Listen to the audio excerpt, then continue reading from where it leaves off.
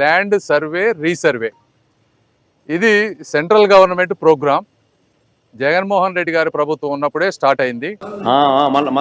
జగన్మోహన్ రెడ్డి గారి ప్రభుత్వం ఉన్నప్పుడే స్టార్ట్ అయింది.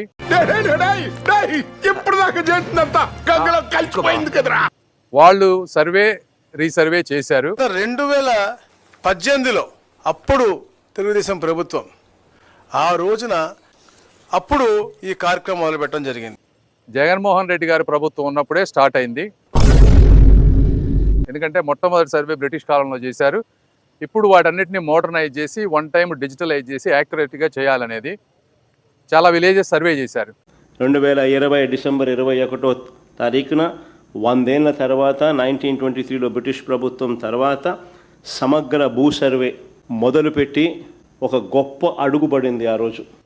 ఈ సర్వే చేసి డేటా అంతా కూడా సబ్మిట్ చేస్తే సెంట్రల్ గవర్నమెంట్ నుంచి ఇన్సెంటివ్గా అంటే మంచి పని చేస్తే గవర్నమెంట్ డబ్బులు ఇస్తూ ఉంది.